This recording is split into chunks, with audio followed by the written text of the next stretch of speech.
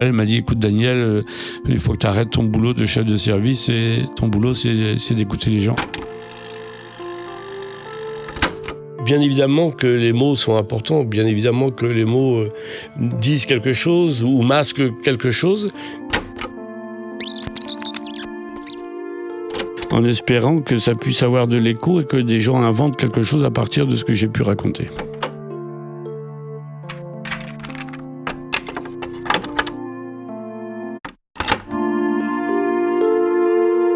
Audioportrait de Daniel Olivier, psychanalyste.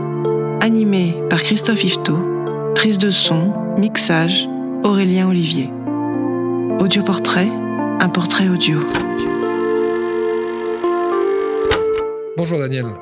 On se retrouve pour ce nouvel entretien où on te propose de se décaler un peu de ton métier de psychanalyste, de prendre un peu de distance avec le cabinet, pour aborder une autre facette de ton parcours, à savoir ton engagement, ton implication dans les lieux d'accueil pour enfants.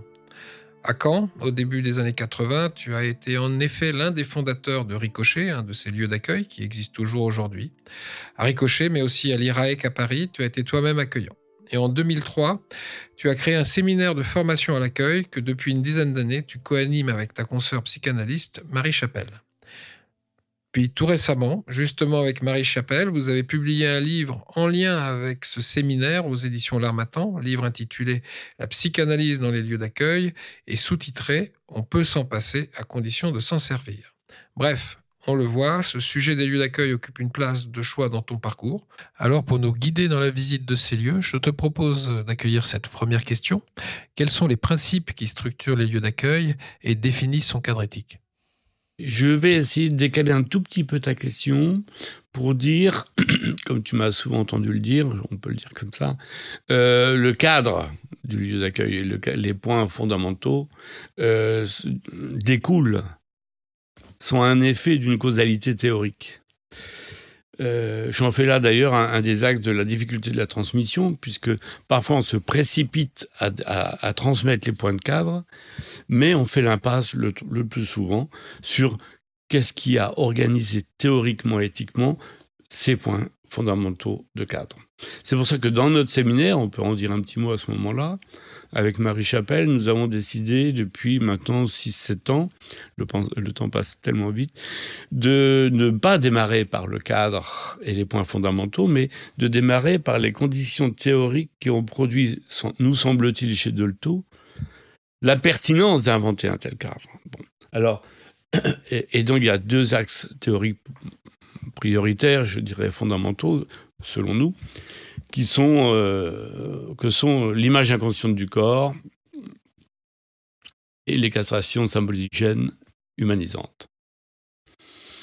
Je ne vais pas le développer, mais dire simplement quand même qu'autour de l'image inconsciente du corps, il y a quelque chose qu'elle vient ancrer sur comment le corps est éprouvé par les affects, les paroles, et ce, dès le premier jour. Comment il y a quelque chose qui vient s'engrammer dans un corps, qui fait que cet être de communication ne communique pas uniquement par la parole, bien évidemment, par le langage, ou alors le langage global, c'est-à-dire le langage du corps, et tous les éléments qui participent à la communication.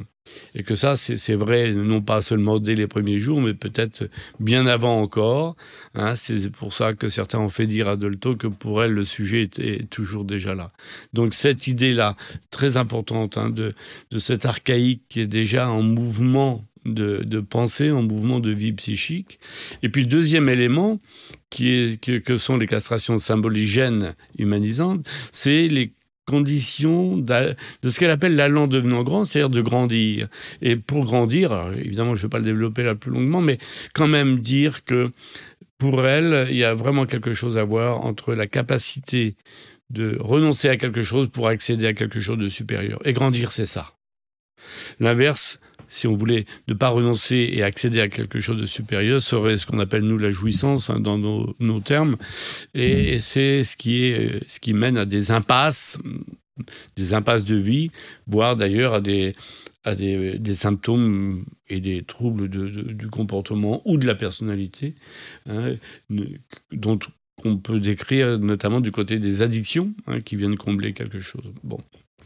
Donc ces deux axes théoriques que je brosse d'une façon absolument, évidemment, insatisfaisante, mais on y reviendra peut-être, viennent organiser un cadre. Et ce cadre, il est basé autour de lieux de rencontre et non pas lieux d'accueil. Lieux de rencontre, ce sont des hommes et des femmes et des enfants qui rencontrent d'autres enfants et d'autres adultes, d'autres hommes et femmes.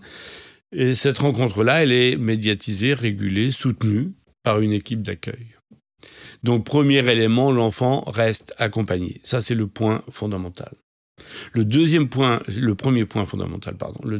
fondamental qui fait tenir le dispositif, c'est ce qu'on appelle dans notre jargon l'anonymat, c'est-à-dire le fait que ce qui se passe, ce qui se dit, ce qui se joue dans ces lieux sont dans l'ici maintenant du lieu et ne sortent pas du lieu. Ce qui fait que pour les gens qui fréquentent ces lieux, il y a une liberté d'utilisation du lieu. Le mot est peut-être pas très riche, mais c'est quand même de ça dont il s'agit. Ce qui fait que la fréquentation de ce lieu est d'une très grande simplicité. Il n'y a pas d'inscription. On vient quand on veut, on part quand on veut, dans le cadre des horaires proposés par une équipe. Et on sait qu'ici, ce qui va être dit ne sera transmis, la tête sur billot, nulle part ailleurs. Donc, premier point, l'enfant reste accompagné. Deuxième point, la parole est radicalement libre et la confidentialité garantie par le fait qu'il n'y a pas d'inscription et il n'y a pas d'identification des gens qui viennent dans ce lieu. Ce lieu a été aussi pensé pour les 0-3 ans. J'en dis un petit mot rapidement, mais les 0-3 ans, parce que dans ce qu'on vient de se dire sur l'image inconsciente du corps et les castrations symboligènes, c'est là que se fondent, la structure et l'épaississement, en quelque sorte, de la vie psychique, et notamment sur tous les protocoles de séparation qui vont être à mettre en œuvre pour aller, j'ai envie de dire, vers l'extérieur, vers la cité. Et la cité, c'est quoi ? La cité, c'est la halte garderie, c'est la crèche, c'est l'école maternelle, c'est-à-dire le social. Et en accueillant ces enfants de 0 à 3 ans, on dit quelque chose de l'ordre de la socialisation dès la naissance. Mais Dolto, dans sa pratique, s'est rendu compte en accueillant des enfants de 8 ans, 10 ans, 12 ans, des adolescents et parfois des adultes, puisque vous savez, on l'a déjà évoqué, nous sommes tous des psychanalystes de l'enfance, c'est-à-dire que chaque histoire ne peut se comprendre qu'à partir de sa préhistoire. Elle s'est rendue compte, dans ses consultations, la répétition des problèmes de séparation, de rupture, ce qui fait que les gens se séparaient en se perdant, alors qu'on peut soutenir l'idée qu'on peut se séparer sans se perdre.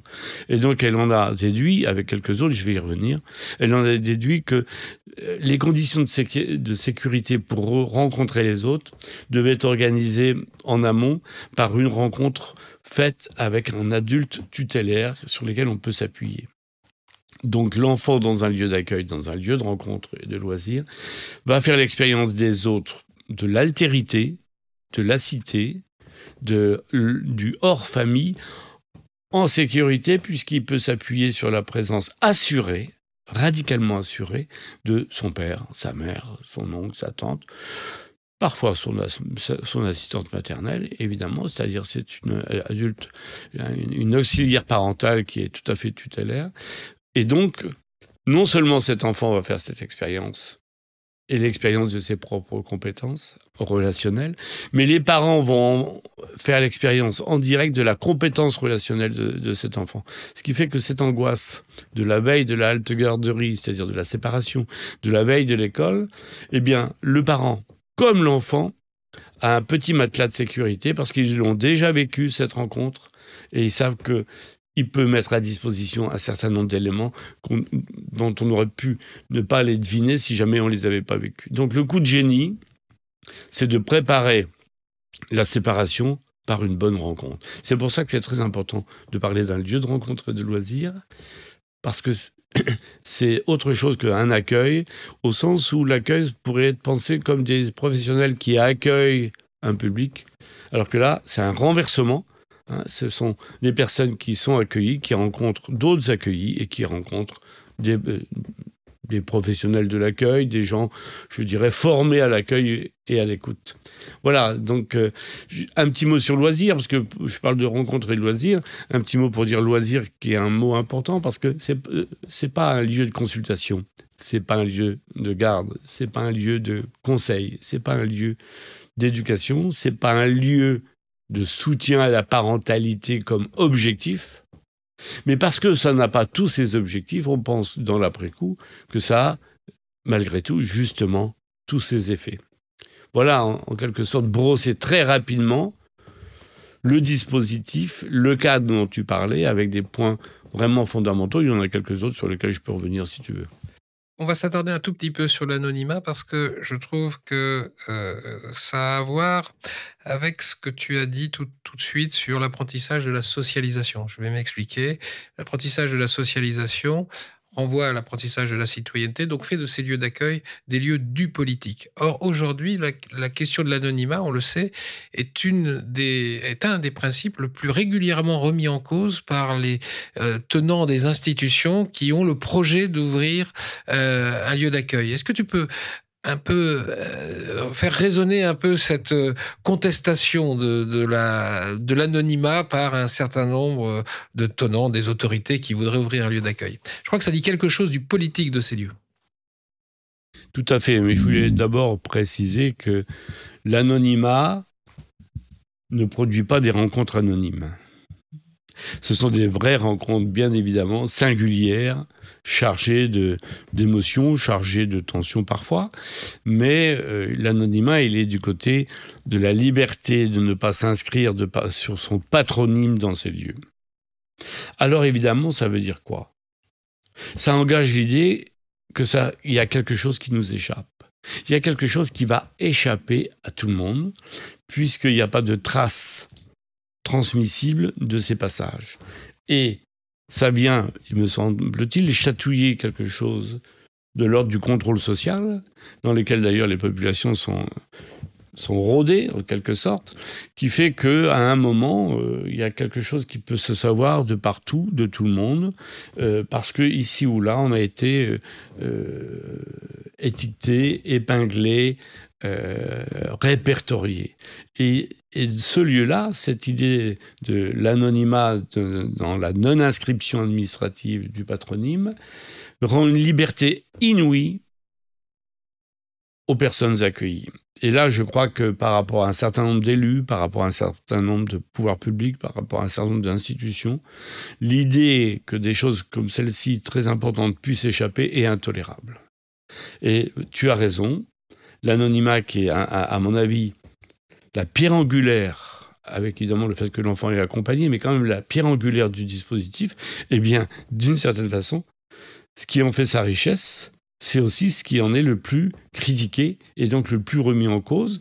Et c'est pour ça que tout à l'heure, je disais qu'on avait une longue expérience d'ouverture, la Maison Verte encore plus, bien évidemment, mais je crois qu'il faut qu'on soit vigilant sur la capacité de penser que, de façon un petit peu paresseuse, que nous étions installés pour toujours et que nous n'étions pas en danger. Je crois que cette question de l'anonymat, qui est souvent remise en question, doit être soutenue, renouvelée dans les enjeux que représente ce lieu et surtout le sens que ça a. Si jamais on proclame ou on déclame quelque chose de l'anonymat, il faut surtout en soutenir le sens et le pourquoi. Et c'est vraiment la question de la liberté et que dans ces lieux, et d'ailleurs ça a à voir, on le développera peut-être, ça a à voir avec la psychothérapie institutionnelle, c'est-à-dire que c'est un lieu où un sujet rencontre un autre sujet. En dehors de toute récupération, de tout étiquetage administratif ou institutionnel.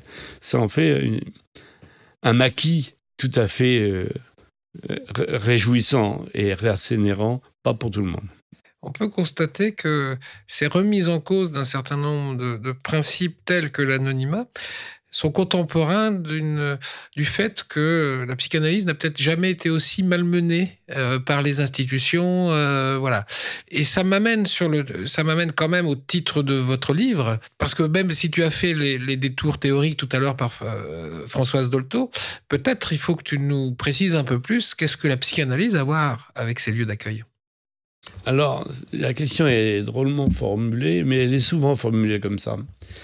Et je vais le dire de façon un peu lapidaire dans un premier temps. La psychanalyse n'a pas à voir avec les lieux d'accueil. La psychanalyse, dans ce qu'il en est de ce qu'elle nous renseigne de l'écoute de l'inconscient, a produit et une condition de possibilité de l'inventivité de la maison verte. Et donc des lieux de rencontre et de loisirs qui s'en inspirent. C'est-à-dire qu'elle a à voir pour autant elle en est la cause. La cause, je dirais, idéologique, pour une fois dans le sens noble du terme. S'il n'y a pas de psychanalyse, il n'y a pas de lieu d'accueil. On ne peut pas se dire, tiens, on va faire un lieu d'accueil, mais on ne serait pas référé à la psychanalyse. Ben, si on n'est pas référé à la psychanalyse, si on n'est pas référé à ce qu'on nous a enseigné sur l'écoute ou la saisine partielle des protocoles inconscients à l'œuvre, si on n'est pas à l'écoute de la dimension transgénérationnelle qui, je dirais, irrigue la vie psychique de chaque sujet, alors le lieu de rencontre et de loisir perd son sens. Donc c'est pas, tiens, est-ce qu'on y ajouterait la psychanalyse? C'est que si on soustrait la psychanalyse, en sociologie, on dirait que la psychanalyse est une condition constitutive de l'objet. Une condition constitutive, si elle est ôtée, l'objet n'existe plus. Donc le rapport, il est immédiat, il est totalement articulé. Et c'est cette expérience de la psychanalyse et de la consultation qui a permis d'entendre et écouter les patients d'une certaine façon, qui a amené Dolto et quelques autres, il faut absolument qu'on en parle, à créer ce dispositif. Donc évidemment, il y a des lieux qui ne sont pas référés à la psychanalyse, mais ces lieux-là, de mon point de vue, sont d'une nature tout à fait différente. Et j'ai rien à en dire, puisque c'est leur affaire. Et un certain nombre de gens mènent la chose autrement.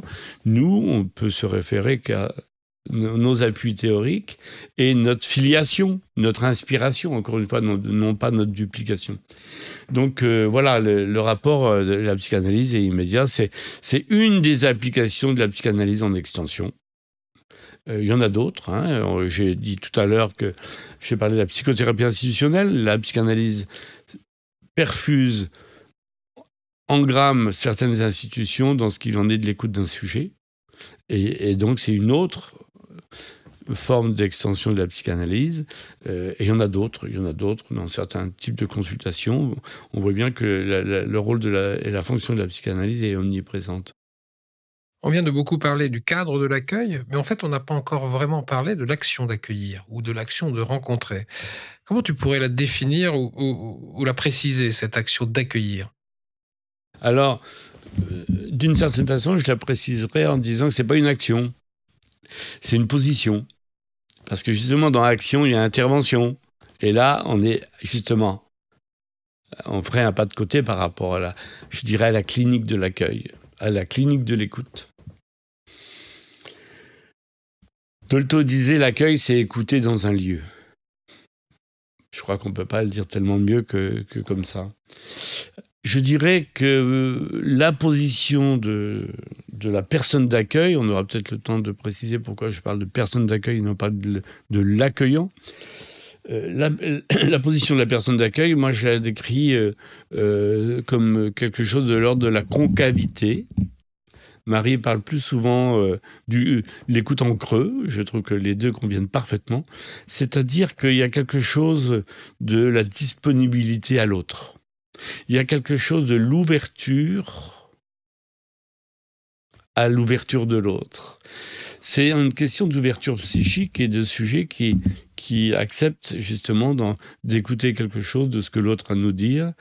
Et on est dans un rapport inversé, puisque on pense, comme disait Lacan, ne sachant pas qu'il savait, il croyait l'ignorer, eh bien on pense que les parents en savent beaucoup plus, les adultes en savent beaucoup plus qu'ils veulent bien le dire, et que plutôt que de se situer en professionnels de la profession qui vont les inonder de conseils ou de remarques, on va travailler à développer leurs compétences internes qui sont inhibées, qui sont évincées pour un certain nombre de raisons très plurielles, très singulières. Mais notre travail d'accueil, ça va... Je pourrais prendre un autre terme que Freud avait utilisé pour définir ce qu'il ce qu'il travaillait, lui, dans sa pratique il y a un siècle et demi. Il disait, quand on l'interrogeait sur ce qu'était la psychanalyse, il disait « Mes patients, je les enrichis de ce qu'ils portent en eux ». Eh bien, je pense que c'est quelque chose comme ça qu'on essaye de faire en tant qu'accueillant. Et puis, on le fait à plusieurs. On le fait à plusieurs, c'est-à-dire que ce qui est opérant dans la disposition de l'écoute et de l'accueil, c'est le fait qu'on soit une équipe. Et c'est pas un super-héros, c'est pas un super, je dirais, intervenant. Non, c'est un travail d'équipe, une pluralité d'équipe, je dirais, une hétérogénéité, parce que dans ces équipes, il y a des hommes, des femmes, des jeunes, des anciens, des gens qui viennent de formations très différentes. C'est pour ça que je parle de personnes d'accueil et non pas d'accueillants. Parce qu'il y a la personne, et la personne, elle est faite de son histoire, elle est faite de sa formation, elle est faite de son expérience professionnelle, ça c'est la personne. Et puis ce qu'on a en commun, c'est l'idée de l'accueil. Une éthique du sujet, parce qu'en fin de compte, le rapport entre psychanalyse et accueil, c'est que c'est une éthique du sujet, et c'est l'éthique du sujet de l'inconscient. C'est ça qui est en commun. Eh bien, la personne d'accueil, elle est dans sa singularité entre personnes, et elle a en commun et met au compte du collectif son singulier pour devenir, je dirais, dans le cadre d'une équipe, avoir l'accueil en commun. Donc, personne d'accueil, c'est vraiment une position de promotion du sujet. Et quand je parle du sujet, c'est du sujet enfant, mais du sujet adulte, et je dirais du sujet accueillant. C'est vraiment de ce côté-là. Et on laisse se déployer. Et on permet parfois que se déploie la singularité, la créativité des adultes pour répondre et fonder leurs propres questions et leurs propres réponses. Oui, tu viens de parler d'une certaine manière de ce qu'on pourrait appeler la règle de 3 des lieux d'accueil. C'est-à-dire, il y a un enfant, il y a un parent et il y a une personne d'accueil. Et je ne sais plus si c'est Dolto qui disait que c'était la relance de 3 infantiles, mais peut-être effectivement que tu nous rappelles combien aussi il est important de souligner qu'il n'y a pas que les enfants qui sont accueillis. Les adultes aussi le sont dans ce lieu. Et je pense que ça, c'est important qu'on aille un peu dans cette voie-là. Oui, alors, petite précision, c'est pas la relance, mais c'est la rencontre entre 3 infantiles, et c'est Patricia Trodebat qui l'évoque dans son livre, qu'elle a écrit, un livre magnifique qu'elle a écrit avec Frédéric Aubourg, L'accueil au risque de la psychanalyse, si je ne me trompe pas dans leur titre. Et elle met en exergue cette rencontre, et je trouve que c'est très précieux parce que, je l'ai déjà dit, nous sommes tous des psychanalystes de l'enfance et donc de l'infantile, mais quand tu parlais de les enfants sont accueillis, mais les adultes aussi sont accueillis, et les accueillants sont accueillis. Parce qu'il est évident que si jamais on se produit dans cette place, c'est que on y trouve beaucoup, on y reçoit beaucoup. Je crois qu'il y a des choses de l'ordre de ce que nous disait notre vieil ami Marcel Mauss, on donne, on reçoit et on rend. Et il y a vraiment quelque chose de l'échange et de la fécondité de cet échange où chacun est nourri de cette rencontre. Et c'est là l'horizontalité de la proposition et non pas la verticalité qui ferait qu'il y aurait un professionnel qui saurait et qui va expliquer la messe, comment elle doit se jouer. Non, c'est une horizontalité où chacun vient apporter sa quote-part dans l'échange. Bien sûr, il y a un cadre pour organiser ça, notamment un cadre qui organise la sécurité de chacun, la sécurité de l'équipe, la sécurité des enfants et la sécurité des adultes. C'est à partir de cette sécurité qu'on peut lâcher quelque chose de ces questions, de ces émois, voire même peut-être lâcher de ce que Lacan appelait ce qu'on a d'horrible en nous, c'est-à-dire nos parties sombres, nos parties grises. On sait que dans ces lieux, on peut la déposer, cette partie, parce qu'elle ne va pas être stigmatisée, elle ne va pas être jugée, elle ne va pas être évaluée, bien sûr, mais elle va être travaillée, elle va être transformée, elle va être, je dirais, nettoyée de quelques petites aspérités. Et donc, les parents viennent de déposer des choses ici, ils le disent souvent, moi, j'ai entendu, je ne sais pas combien de fois, ce que je vous dis là, je n'ai jamais dit à personne. Bon, et j'ai même entendu ce que je vous dis là, mon mari, je lui en ai jamais parlé. Bon, il y a quelque chose de l'ordre de la sécurité qui se répète, la sécurité du lieu, la sécurité de l'équipe, la sécurité du dispositif. Parce que tout ça, c'est un dispositif incarné par des gens. Il y a 3 mots que vous mettez en conclusion de votre livre. Vous les mettez en conclusion et en gras. C'est les mots de subtilité, d'intranquillité et d'humilité. C'est sur 3 mots qui balisent, hein, on parle parfois de mots valises, mais là c'est des mots balises, j'ai envie de dire, qui me balisent la question de la position de l'accueillant. Est-ce que tu peux aller un peu nous préciser chacun de ces mots? La subtilité tout d'abord? Comment parler subtilement de la subtilité, en quelque sorte. La subtilité parce que dans notre travail d'écoute, dans notre travail de parole, dans notre travail de rencontre, je pense que dans chaque question, il y a 2 versants. Il peut y avoir un versant du côté de comprendre et de se laisser aspirer par une réponse, et qui sera sûrement bienvenu, parce que les gens, naturellement, sont amenés à souhaiter des réponses. La subtilité, c'est, de mon point de vue, c'est de ne pas répondre aux questions en ayant l'extraordinaire vigilance de ne pas laisser choir les gens. C'est-à-dire, la subtilité, c'est de comment être très présent sans être intervenant. Si tu me permets, c'est ce que vous définissez dans l'expression ni du côté de l'interventionnisme, ni de l'observation. Exactement. Certainement pas la neutralité. Ce que moi j'appelle la neutralité molle, j'ai pas rien à en dire, c'est son affaire. Bon, ben non, ils viennent s'adresser à nous. Ils attendent quelque chose en retour, mais certainement pas un conseil, mais ils attendent une présence qui vient reconnaître leurs questions. Vous voyez, un désir, ça s'accomplit pas, ça se reconnaît. Eh ben, une question, dans ces lieux-là, ça se reconnaît. Leurs difficultés, leurs souffrances. Il ne s'agit pas pour nous de les colmater, de les masquer, de les régler, mais de les reconnaître en tant que tels. Eh bien ça fait partie de la subtilité. Parce qu'on pourrait tenter d'en faire beaucoup trop, beaucoup plus pour combler quelque chose, combler une douleur, réparer, restaurer. Non.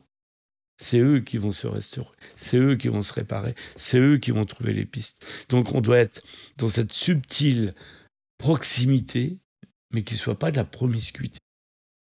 On touche aussi à l'humilité, on s'y attardera peut-être pas trop parce que tu viens de l'évoquer. Dans cette subtilité, il y a aussi de l'humilité. En revanche, j'aimerais qu'on s'attarde un peu plus sur l'intranquillité. Parce que le fait, dans toute rencontre, et on a bien parlé de lieu de rencontre, forcément une vraie rencontre, ça remue. Et ça remue l'ensemble des parties qui sont impliquées dans cette rencontre, aussi bien l'enfant, le parent, que la personne d'accueil. Alors, pourrais-tu un peu développer cette idée d'intranquillité? Pourquoi vous l'avez mis en exergue de cette façon-là? Alors, peut-être que là, du coup, on s'est aussi appuyé sur notre pratique d'analyste. Hein. Je crois que, je l'ai entendu à plusieurs reprises de collègues, je le dis moi aussi de plus en plus souvent, une des spécificités du travail de la psychanalyse, quand on se met dans cette situation d'être psychanalyste, c'est qu'on n'est plus jamais tranquille, au sens où il y a quelque chose comme ça qui est en jeu dans les sujets, dans les histoires des sujets qu'on croise, et qui n'est pas sans nous interpeller, sans nous, je dirais, nous soucier, et parfois même, il faut le reconnaître, nous inquiéter. L'intranquillité dans les lieux d'accueil, elle fait partie du dispositif. Pourquoi ? Nous avons renoncé au fonctionnement institutionnel du professionnel de la profession qui convoque des gens. Ça veut dire quoi ? Ça veut dire que quand on vient accueillir, on ne sait pas qui on va accueillir. On ne sait pas si on va rencontrer 3 enfants, 15 enfants, 20 enfants. On ne sait pas quel type de questions vont être posées. On ne sait pas quel type de souffrance va être exposée. Mais on ne sait pas non plus quel type de jeu va se passer. C'est-à-dire qu'on ne sait rien de ce qui va se passer. C'est-à-dire qu'on arrive là en position de disponibilité à la surprise. Bon. Et je crois que ça, c'est très riche, mais ce n'est pas tout à fait stabilisant, ce n'est pas tout à fait sécurisant. Donc ça, c'est un des axes de la position, c'est l'improvisation permanente, puisqu'on ne sait jamais ce qui va arriver et on ne sait jamais qui va venir. Le deuxième axe de l'intranquillité, c'est que des gens viennent, déposent parfois des choses assez lourdes, assez difficiles, mais nous ne sommes pas dans le cadre d'un suivi, comme je le dis souvent, nous sommes dans le cadre plutôt d'un désuivi, et on ne peut pas garantir pour nous-mêmes, émotivement, mais aussi pour ces gens-là, on ne peut pas garantir de suivi, de reprise de ce qui a été dit. Donc, parfois, on voit des gens passer et on essaye de soutenir quelque chose de leurs difficultés, mais on n'a pas ce filet de sécurité que représente la continuité du travail, la continuité de la rencontre garantie, puisqu'ils ont cette liberté, et c'est une liberté auquel on doit absolument jamais toucher. Ils ont cette liberté de venir une fois ou de venir tous les jours, toute leur vie, si j'ose dire, enfin plusieurs années. Mais il y a des gens, et beaucoup, viennent une seule fois. Alors évidemment, on est intranquille parce qu'on se demande pourquoi ils ne reviennent pas. On se demande est-ce qu'on a dit de bien, de mal, parce qu'on pense qu'on a un rôle là-dedans, dans le fait qu'ils ne reviennent pas, alors que si ça se trouve, c'est une affaire extérieure à nous. Enfin, on est avec toutes ces questions, sans forcément de réponse. Et heureusement que nous sommes une équipe pour partager ces questions, pour partager cette intranquillité, parce que c'est l'équipe qui fait qu'on peut soutenir un certain nombre d'informations. Et il y a des gens, on doit le reconnaître, même si on sait qu'ils ne sont pas forcément convoqués à revenir, il y a des gens pour qui on s'inquiète. Et je crois que c'est cette intranquillité-là, heureusement qu'on peut la partager à plusieurs, c'est ce qui nous permet justement peut-être de se mettre en situation d'écoute, de confidences lourdes, c'est parce qu'on n'est pas seul avec ces confidences et qu'à un moment ou à un autre, on pourra en reparler. Cette intranquillité dont tu viens de parler, articulée à l'humilité et à la subtilité qui est requise pour accueillir, nous fait mieux comprendre, je pense, pourquoi la première qualité que dans le livre vous attribuez à un accueillant, à une personne d'accueil, c'est l'ouverture psychique. Bien oui, parce que il y a souvent eu ces débats, ils se sont un petit peu patinés, un petit peu amoindris sur les conditions de possibilité pour être accueillant. Alors il y a eu un débat il y a quelques années où, au-delà de la psychanalyse, il y avait point de salut dans certaines chapelles, et donc fallait être psychanalyste pour être accueillant. Il nous en manquerait beaucoup de psychanalystes si on tenait cette règle. Nous, et je pourrais rapporter ta remarque du côté de comment on accueille les nouveaux accueillants, comment on organise le protocole d'accueil d'un nouvel accueillant. Eh bien, moi, avec les années, parce que j'ai fait beaucoup, avec beaucoup d'intérêt d'ailleurs, je trouve que c'est tout à fait passionnant de participer au parcours de gens qui arrivent. Ce qui m'a intéressé dans la rencontre que je faisais avec eux, c'était pas s'ils avaient telle ou telle formation, si ils avaient telle ou telle expérience uniquement, mais plutôt dans ma rencontre, qu'est-ce que je ressentais de leur disponibilité, de leur porosité psychique, de leur ouverture, qui fait que cette ouverture participe à ce que l'autre la sente, et parce qu'il la sent, il pourra déposer quelque chose. Vous savez, les gens, ils ne se trompent pas. S'ils sentent que c'est fermé, alors il n'y a pas de risque, parce que de toute façon, ils n'iront pas, ils ne déposeront pas. Donc, j'ai croisé beaucoup de collègues qui n'étaient pas psychanalystes, qui n'avaient même pas eu un parcours analytique, mais dont j'ai senti très tôt, très fort, très clairement, très distinctement l'extraordinaire ouverture dans laquelle ils étaient. Ils avaient produit cette ouverture à leur manière, et j'en suis pas forcément toujours au courant de quel procédé, quelle modalité ils ont choisi, ou ça s'est choisi pour eux, mais j'ai vraiment fait l'expérience de l'ouverture psychique au-delà de la psychanalyse. Et donc, voilà, c'est ça qu'il faut vérifier pour que les choses puissent circuler. Parce qu'en fin de compte, si on faisait une parenthèse, un parallèle avec d'autres techniques ou d'autres espaces, je pense à la médecine chinoise, par exemple, on pourrait parler du yoga, on pourrait parler... de quoi il est question toujours ? C'est de la circulation.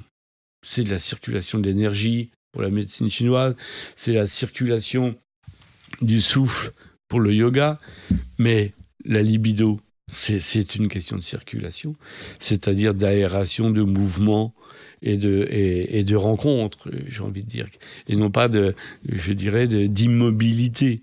Donc je crois que de fait, la question de l'ouverture, dans ce qu'elle représente de possible à y déposer, est tout à fait fondatrice. C'est une autre manière de dire ce que vous écrivez dans le livre, à savoir qu'accueillir, c'est développer sa faculté à entendre, à voir, à sentir, etc. Et aussi à se savoir soi-même, avoir été en capacité de s'accueillir soi-même. Oui, parce que Je crois que si on a trop de toiles d'araignée, si on a trop de points aveugles, parce que on n'a pas pris le soin, parce que la vie nous a réservé des fermetures et qu'on n'a pas pris le soin de les réouvrir, alors je vois pas comment, si nous on s'est pas accueilli nous-mêmes à un moment ou à un autre, on pourrait se mettre en situation d'accueillir l'autre. Ça me paraît très important. Et on voit bien que, je l'ai dit tout à l'heure, notre ouverture offre de la possibilité pour l'autre de déposer quelque chose. C'est tout à fait essentiel. Un point encore, puisqu'on arrive au terme un peu de cet entretien, on va le boucler en revenant à Françoise Dolto. Parce que vous l'évoquez dans son livre, elle a souvent parlé de l'écoute corps, l'écoute cœur. Je crois que c'est important de rappeler qu'apprendre à écouter, c'est apprendre à rencontrer, c'est apprendre à écouter aussi ce qui se dit au-delà des mots. Alors, c'est tout à fait important. C'est ce que j'ai très rapidement ébauché, à peine, dans ce qu'il en est du propos sur l'image inconsciente du corps. C'est-à-dire, moi, je vous renvoie à son ouvrage, Tout est langage. C'est-à-dire, Marie-Hélène Malandrin avait une expression que j'aime beaucoup, que je cite souvent, on écoute avec les yeux. Ben oui, parce que la communication, ça passe par tous les pores de la peau, ça passe par tous les sens. La communication, elle est basée sur la sensualité. Elle est basée sur le déploiement des sens. Donc il faut bien sûr être dans cette position de non pas seulement tendre l'oreille. Il faut, et c'est dans ce sens-là où je pense on a tout à fait intérêt. Moi, je dis parfois de façon un petit peu comme ça, péremptoire, la psychanalyse, c'est de l'expression corporelle. Parce que ça passe par le corps. Et j'ai longtemps pensé que le corps était articulé à la vie psychique et que le corps, il fallait rassembler l'intellect, la tête et le corps. Pour me rendre compte, plus le temps passe, que tout ça, ça fait qu'un. Il n'y a pas le corps d'un côté, le sujet de l'autre, bien évidemment, c'est le corps-sujet. Et tout nous dit quelque chose dans le corps. C'est pour ça que l'observation est un élément tout à fait important. Mais tu parles de boucler un petit peu ce travail de présentation sur les structures de type maison verte, sur les lieux de rencontre et de loisirs. Je voulais insister sur un point qu'on n'a pas tout à fait abordé, et c'est pour ça que je pense que c'est important de le souligner. On a parlé beaucoup de Françoise Dolto, j'ai parlé de Marie-Hélène Malandrin, de Bernard Tisse, et je crois que c'est très important de dire que cette inventivité est le fruit d'une rencontre également. Tout commence par une rencontre, mais je dirais une rencontre entre deux espaces. Et ça, j'y tiens beaucoup. Je pense que si la Maison Verte avait été le produit d'un groupe de psychanalystes, c'eût été une toute autre chose. Je crois que si la Maison Verte avait été le produit d'un groupe d'éducateurs spécialisés, c'eût été toute autre chose. Je trouve que la fécondité, la pertinence, la créativité et la solidité du cadre, elle vient de cette rencontre entre la psychanalyse et l'éducation. Et je crois que bien sûr, il y a la personnalité de Dolto, il y a son envergure, son travail, mais je crois qu'il ne faut pas mésestimer le rôle qu'ont tenu les éducateurs dans la création de la Maison Verte. Je pense à Marie-Hélène Malandrin, bien évidemment, qui avait déjà des idées avant même de rencontrer Dolto sur la question de l'accueil, avec des adolescents, sur la question de l'ici maintenant, sur la question de l'anonymat. Il faut vraiment qu'on garde en mémoire que cette inventivité est le produit d'une rencontre et d'un métissage pertinent et fécond entre deux espaces qui s'articulent, la psychanalyse et l'éducation. On comprend que entre subtilité, humilité, intranquillité, l'accueil n'est pas une mince affaire. On peut se demander dans quel état d'esprit vous étiez juste avant d'ouvrir la première fois ce lieu d'accueil, à Ricochet, donc en 86. Alors, oui, évidemment, ça fait remonter un certain nombre de souvenirs. Et comme je le disais tout à l'heure, après avoir rencontré l'équipe de la Maison Verte en 82, nous avons mis 4 années qui pourrait être intéressante à raconter d'ailleurs, mais peut-être une autre fois, avant d'ouvrir. Et donc, nous avions eu la possibilité d'ouvrir un mardi, je crois que c'était un 24 octobre 86, et la veille, j'étais évidemment enthousiaste, sûrement un petit peu excité à cette idée d'ouverture, mais j'ai eu un mouvement assez étonnant en fin d'après-midi, le lundi, où tout d'un coup je me suis dit, mais au fait, comment on accueille véritablement ? Parce que demain je vais me retrouver en situation d'accueillir, et j'en ai une idée, et à la fois... mon idée n'est pas si claire que ça, parce que je ne sais pas du tout ce qui va se passer. Et là, j'ai senti monter quand même comme un peu plus qu'une anxiété et une tension qui ne s'arrêtait pas. Et je me suis autorisé, de façon un petit peu peut-être cavalière, en me disant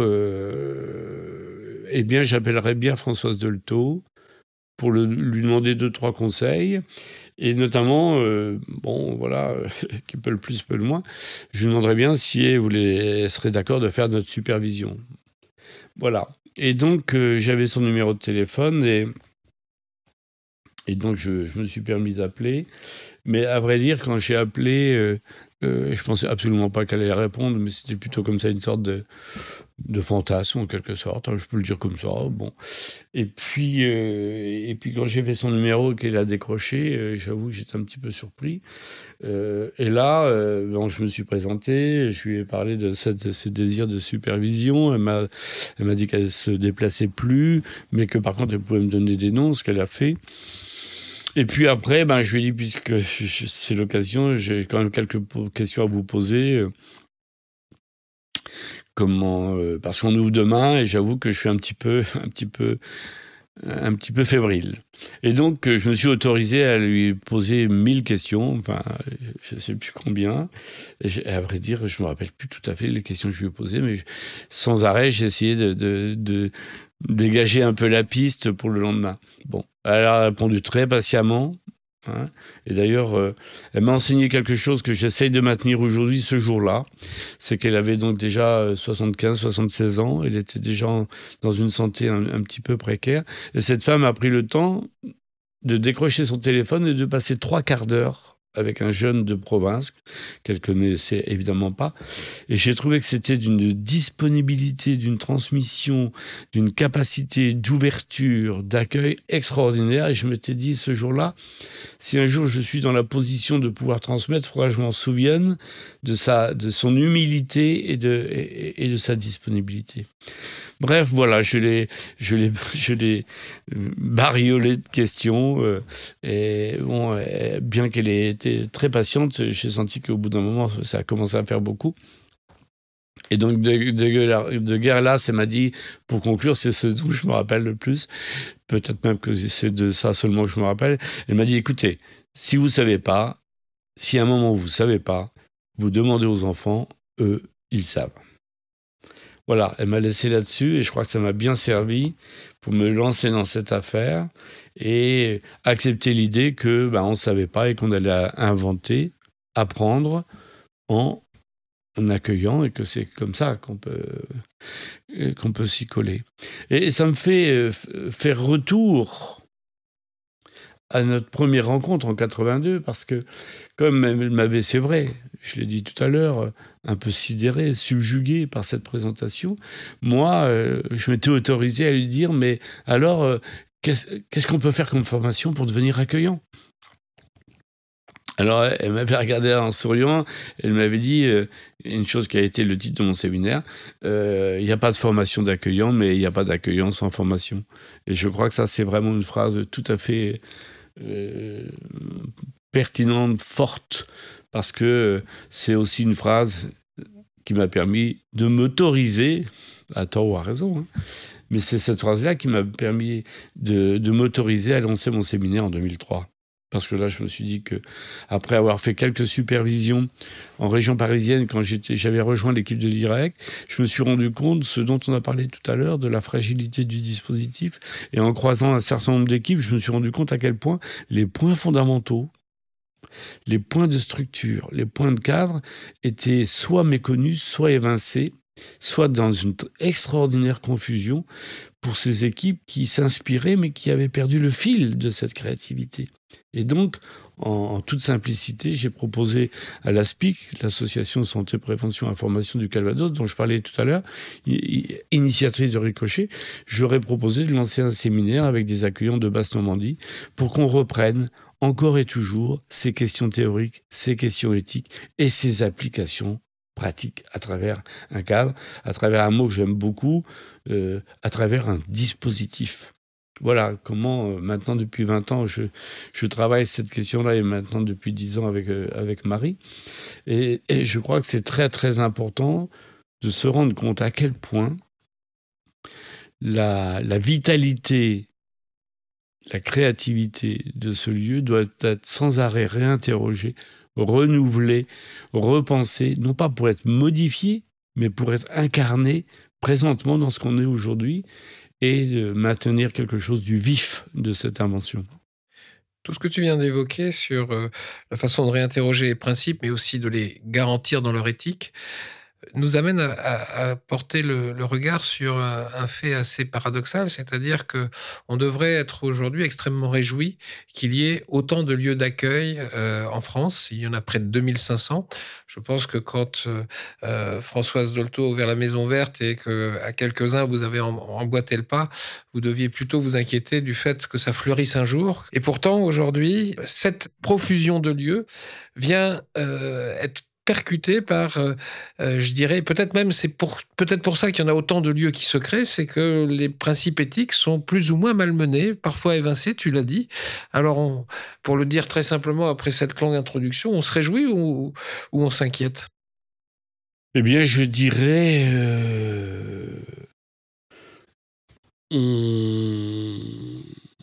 on se réjouit que cette idée de lieu de rencontre puisse s'installer durablement dans la cité, parce que ce sont des lieux de prévention, des lieux de socialisation et des lieux qui participent à la construction de citoyens libres et créatifs. C'est dans ce sens-là que c'est un lieu politique. C'est dans ce sens-là que c'est un lieu de résistance par rapport au plus de jouir qui caractérise notre époque.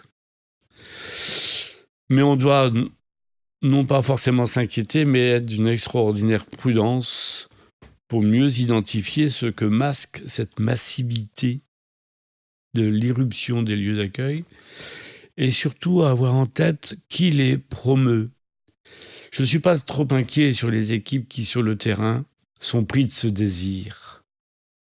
Ils le construisent singulièrement, pas à pas, et le plus souvent, ça donne des ouvertures et des lieux tout à fait créatifs et tout à fait dans l'esprit.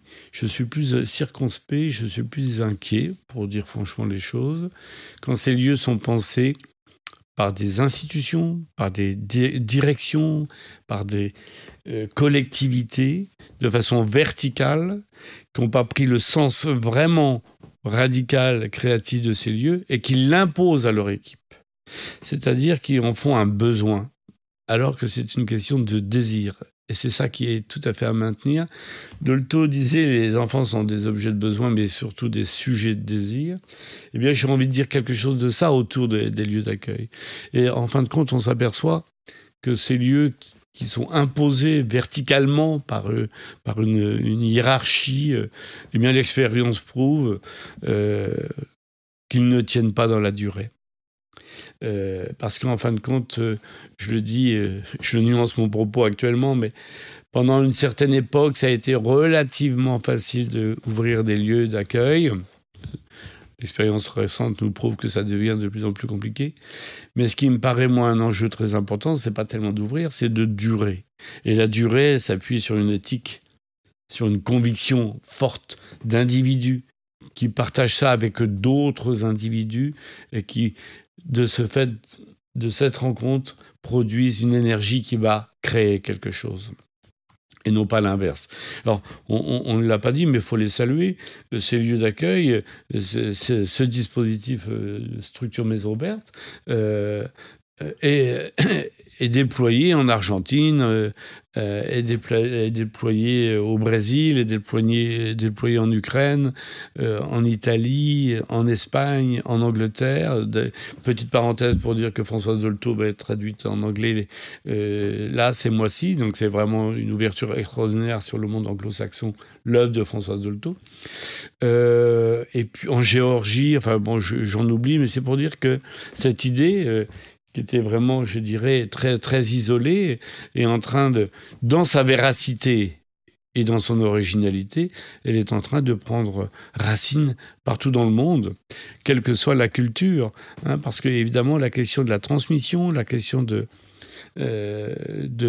l'éducation, la question de la parentalité, enfin moi je préfère dire comment être père et ou comment être mère, plutôt que la parentalité qui me paraît un concept générique qui convient pas trop à la singularité de notre propos en termes d'éthique du sujet, eh bien, cette idée-là, sa vigueur en fait une transmission possible à l'étranger. Et c'est quand même quelque chose qui doit nous réjouir, ça, du coup. Tu viens d'évoquer la notion de père, de mère, de comment être père, comment être mère, pardon. Ça m'amène à aborder un thème qu'on a fait que finalement survoler et qui s'inscrit dans le mot loisir. Françoise Dolto évoquait des lieux de rencontre et de loisirs, et le loisir renvoie au ludique, renvoie au jeu. Et peut-être tu pourrais accrocher un certain nombre de choses à ce terme de jeu dans le processus de construction d'un individu, dans le processus d'éducation et dans la relation parent-enfant. Tu fais bien de rappeler cet élément parce qu'il est tout à fait fondateur. Il sonne comme une évidence. Et parfois, les évidences, on oublie de les préciser. Je dirais que ce n'est pas un lieu d'activité, mais c'est un lieu de jeu. Et le jeu, ça va pas de soi, en fin de compte. Il y a deux axes, hein, j'ai envie de dire. Il y a le jeu de l'enfant et jouer avec un enfant. Le jeu de l'enfant, Winnicott nous dit, hein, le jeu est aussi important que boire et manger, dormir. C'est un besoin fondamental qui, pour ce qui nous intéresse, parce qu'il y a beaucoup de choses à dire, mais pour ce qui nous intéresse, le jeu participe à la séparation, à la distinction. D'ailleurs, d'où ce jeu de mots, hein, ces jeux de mots, hein, c'est mettre du jeu entre les sujets, mettre du jeu entre les objets. C'est faire que quelque chose puisse glisser, communiquer, et non pas se frotter et se fondre. Et le jeu, c'est aussi pour un enfant, et ça me paraît extraordinaire, la capacité d'être bien avec soi-même. Ça veut dire que le jeu, et ça on l'entend avec les patients, c'est une question radicale, presque autant que l'angoisse de mort, de mon point de vue, c'est la question de la solitude. Comment se supporter dans cette radicale solitude, quoi qu'on dise, quoi qu'on fasse pour s'en divertir. Et on fait bien de s'en divertir par les amitiés, les amours, le travail, les projets. Il n'empêche que nous sommes dans une, et on l'expérimente chaque jour, les uns et les autres, dans une profonde solitude qu'on peut partager, mais ça reste une profonde solitude. Et cette solitude, eh bien, le jeu chez l'enfant va l'initier à bien la vivre. C'est-à-dire, Dolto disait, c'est important qu'un enfant ait la société à la bonne. C'était une belle expression. Moi, je dirais, c'est bien qu'un enfant soit en appétit avec lui-même, en résonance avec lui-même, et puisse de surcroît rencontrer l'autre dans son désir, mais ne soit pas dans ce besoin radical de rencontre, parce que sa solitude serait insupportable. Donc le jeu, de ce point de vue-là, est fondateur du lieu. C'est pas une activité, c'est le jeu. Et puis un autre aspect du jeu qui est très important, c'est comment on peut initier des adultes à jouer avec leurs enfants. Parce que ce qui nous paraît comme ça dans le discours évident l'est pas du tout. Et il y a beaucoup d'adultes pour qui jouer avec un enfant, c'est perdre du temps. Jouer avec un enfant, c'est pas sérieux. Jouer avec un enfant, c'est régresser. Eh bien non. Et on se rend compte dans ces lieux-là, et les parents qu'on rencontre, les adultes qu'on rencontre, se prennent au jeu, si j'ose dire. Et le plus souvent, ils se prennent au jeu de jouer avec un enfant, avec un autre enfant que le leur. Parce que le rapport qu'ils ont avec leur enfant est parfois intranquille, pour reprendre un terme qu'on a beaucoup utilisé, difficile, un peu tendu, un peu chargé, trop chargé ou pas assez chargé. Et on s'aperçoit que jouer avec l'enfant, cette disponibilité, cette fluidité psychique nécessaire à ce jeu avec l'enfant est plus facile parfois à déplier, à mettre en place avec un autre enfant que le sien.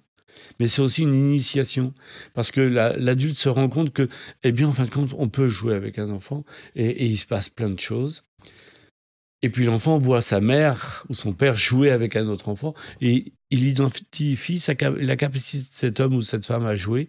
Et donc, du coup, ça peut faire transition, ça peut faire transmission, ça peut faire initiation.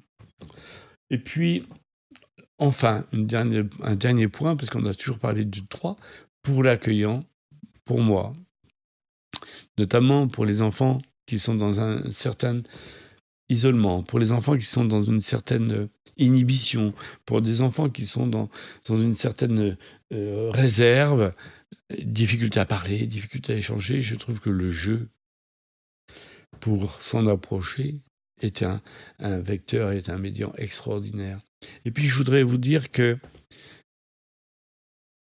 on a parlé de transfert parfois dans d'autres épisodes.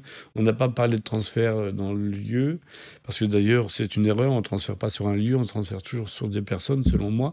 Donc je pense qu'on peut s'identifier à un lieu, comme un lieu d'accueil, mais on transfère sur des accueillants.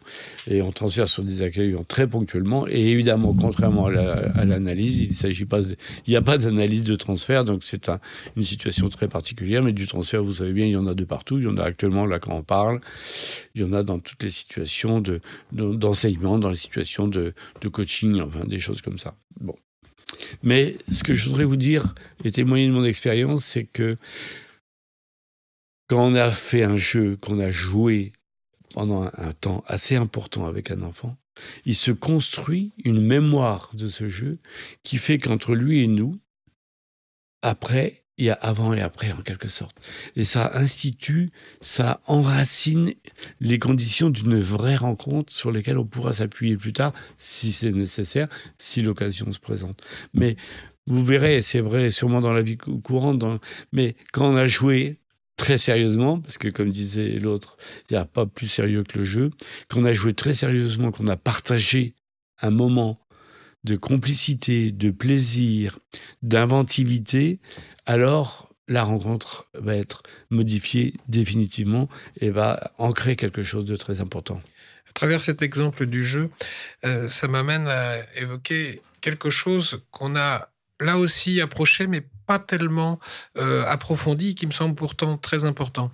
C'est que c'est un lieu, le lieu de rencontre et de loisir, un lieu où on s'apprend.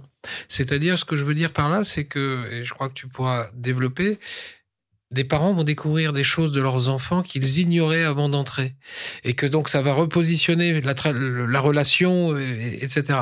Peut-être même aussi que les enfants vont découvrir de manière intuitive des choses sur leurs parents qu'ils ignoraient avant de rentrer. Est-ce qu'on peut aller un peu dans cette voie qui me semble importante et dont on n'a pas tellement parlé jusqu'à présent ?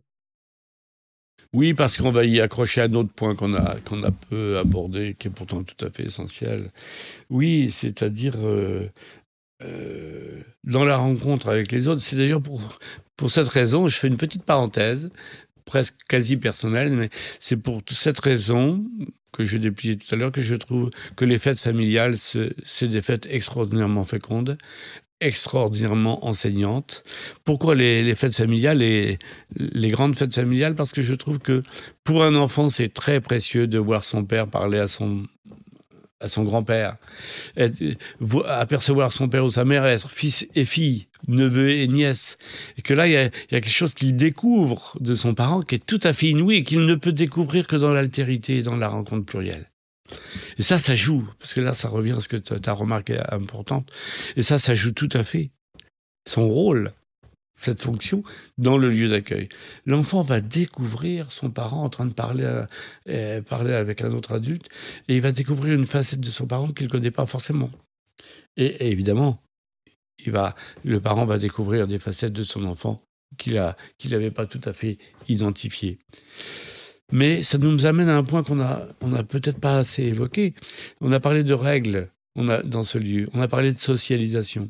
Et l'enfant et le parent vont faire une expérience extraordinaire. C'est que tous les deux vont rencontrer une règle qui est imposée par quelqu'un d'autre que quelqu'un de la famille. C'est-à-dire que le père et la mère, ainsi que l'enfant ou l'adulte de référence, vont être référés à une règle qui est imposée, qui est soutenue par l'équipe d'accueil, par le cadre, par le dispositif. C'est ça qui fait aussi socialisation, c'est ça aussi qui fait intégration dans le collectif autre que la famille, parce que ici, par exemple, je vais prendre un exemple très simple.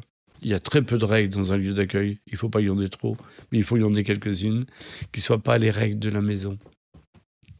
Alors quand on joue à l'eau, par exemple, on met un tablier dans certains lieux, c'est la règle. Bon. Eh bien, il y a des mères ou des pères, ça ne gêne pas que l'enfant soit mouillé. Donc, ils nous disent qu'il va pouvoir jouer sans tablier. Eh bien, non. Non, ici, on met un tablier. Mais vous pouvez très bien ne pas jouer à l'eau. Et l'enfant fait l'expérience de cet homme qui est quand même tout puissant, le père, la mère, toute puissante également, dans sa position d'adulte, référé aussi, lui, et assujetti à une loi qui n'est pas la loi familiale. Et ça, c'est un élément très important sur la question de la socialisation, sur la question de la structuration d'un sujet, que cette loi de l'extérieur qui vient organiser ce que l'enfant pensait être la toute-puissance familiale. Eh ben non, un adulte, son père, tout-puissant paraît-il à ses yeux, il est lui-même soumis à la loi qui organise le fait de vivre en société. Et contrairement à ce qu'on dit très souvent, j'y insiste, les règles ne sont pas faites du tout pour être transgressées. Les règles sont faites pour être respectées. Et parce qu'elles sont respectées, les gens vivent en sécurité. Par contre, l'originalité de ce lieu, c'est que on travaille, on passe du temps à observer, travailler les transgressions de cette règle. Bien sûr qu'on en fait quelque chose, mais les règles ne sont pas faites pour être transgressées. Et c'est parce que dans ces lieux-là, on s'autorise à travailler sur la transgression, parce qu'on pense, et on va revenir à ce qu'on s'est dit, que toute transgression est une demande de communication. Toute transgression est une demande de rencontre.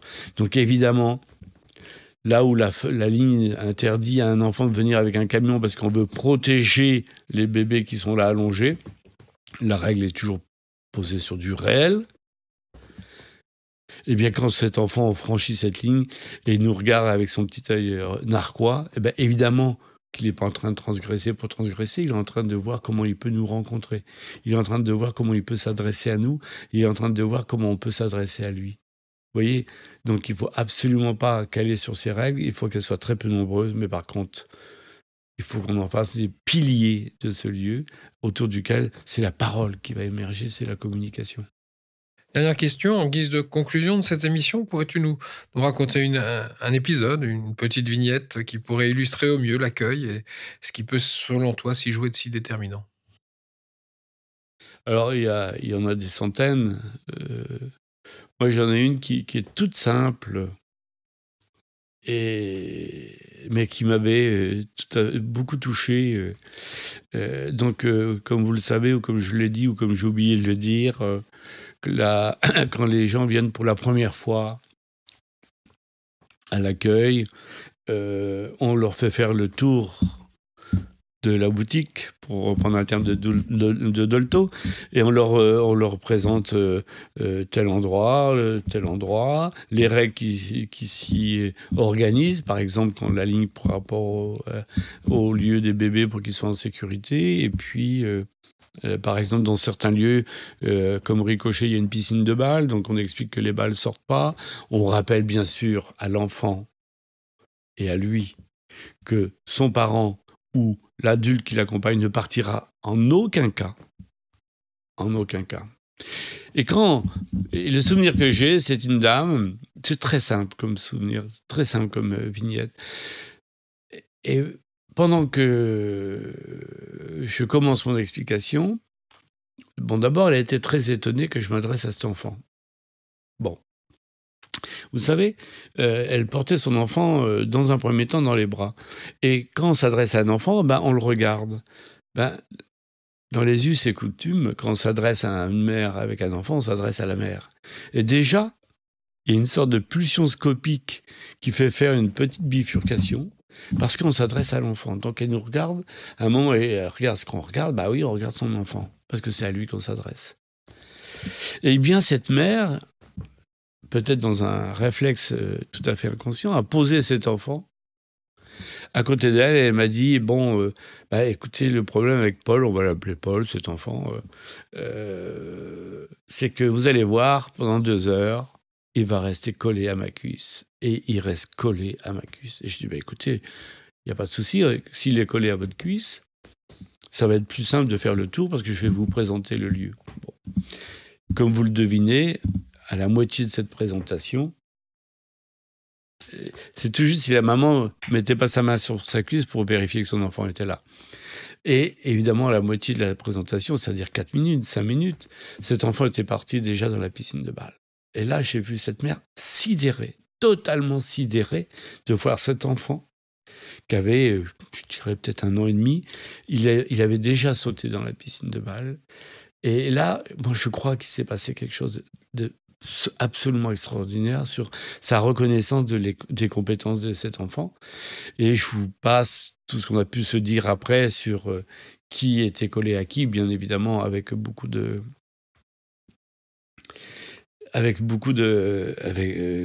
délicatesse. Il ne s'agit pas de... Bon. Et je vais finir par un petit clin d'œil qui pourra apparaître tout à fait narcissique, mais qui m'a trop fait rire, et donc je vous le transmets. Et donc cette femme était très contente de ce petit travail, c'est une expression de ma collègue Françoise Degan, elle parle toujours du petit travail qu'on fait.